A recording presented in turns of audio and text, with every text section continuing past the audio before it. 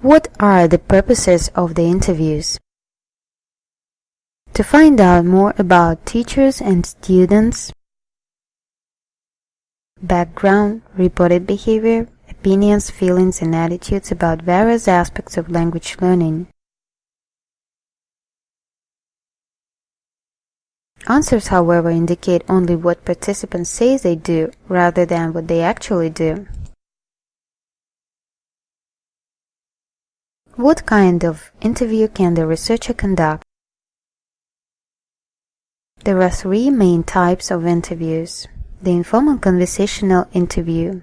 Different questions are asked for each person being interviewed. The same person is interviewed on several occasions. The length of the interview is completely open-ended.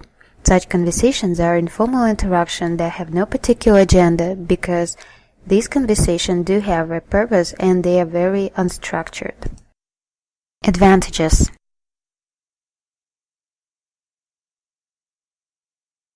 The interviewer can be very responsive to individual respondents and deal with topics as they arise in the conversation.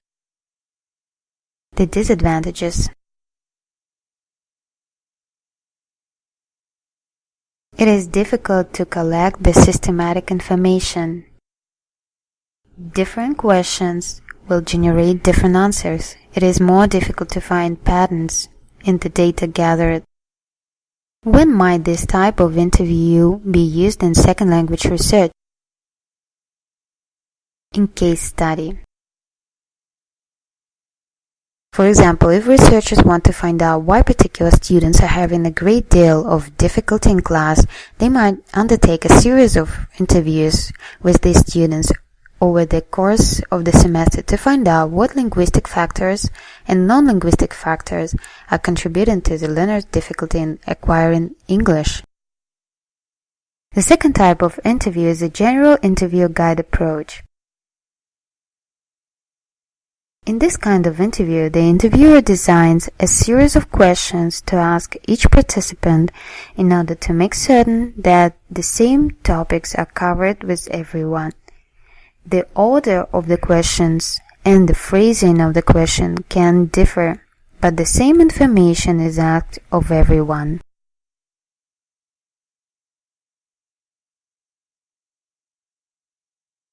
The advantage of this type of interview.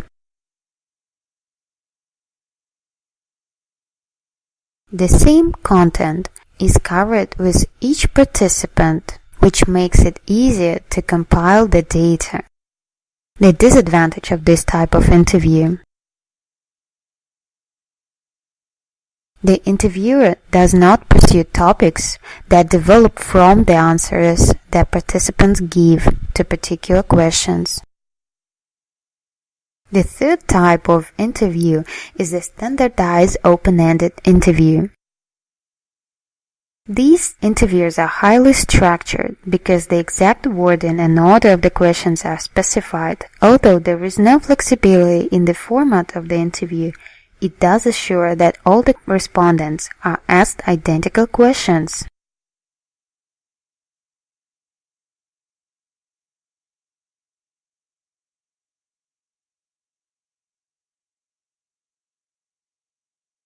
Such interviews are valuable because all of the data gathered are comparable and the data analysis process easier.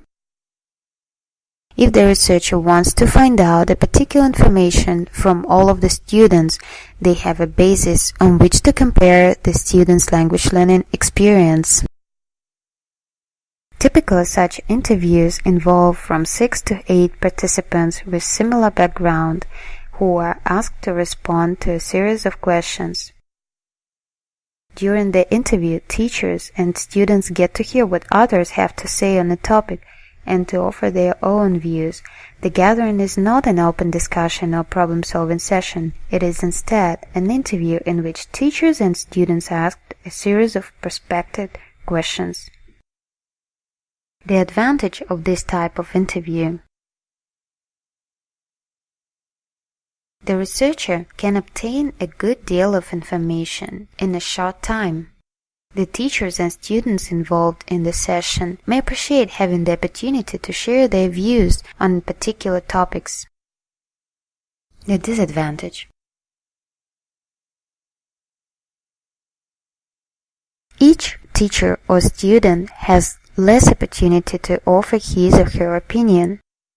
It is difficult to know if a respondent is led to answer in a certain way in order to fit into the group.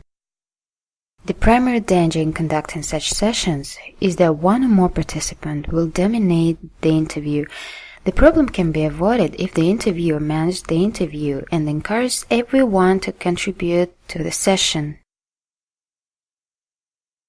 The success of the interview is related to the wording of the questions.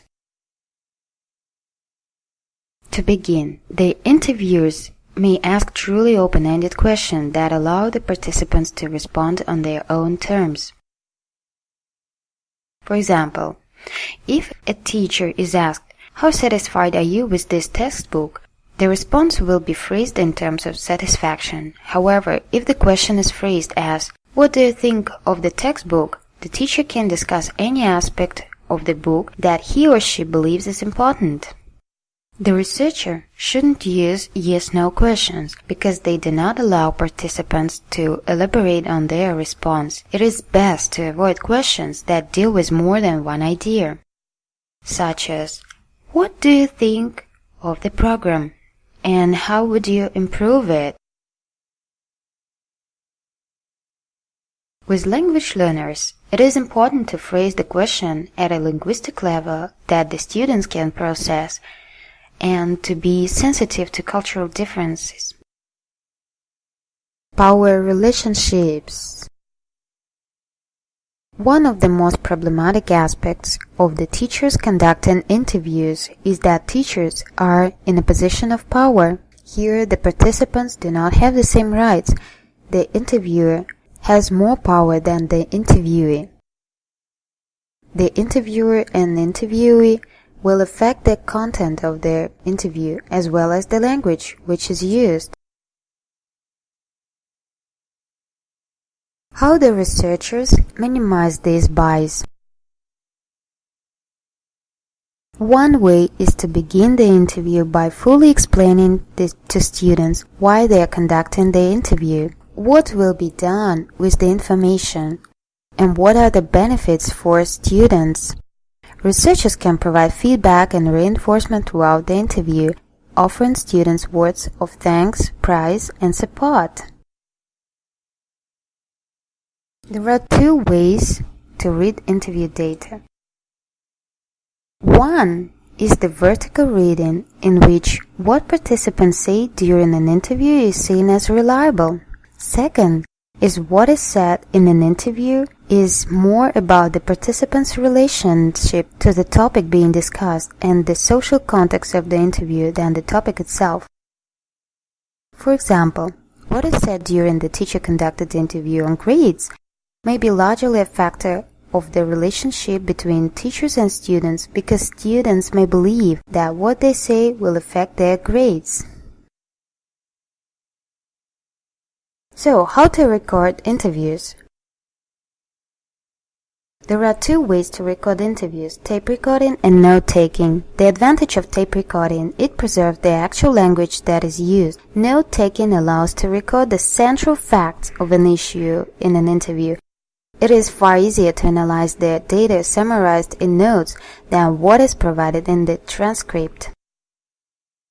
Analyzing interview data. Case versus cross-case analysis. The first decision that needs to be made in analyzing interview data is to decide whether to begin with a case analysis or cross-case analysis. Case analysis means writing a case study for each person that was interviewed.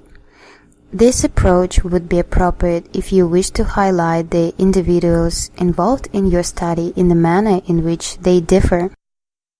Cross-case analysis involves organizing the responses of several interviewees according to the topic raised in the interview.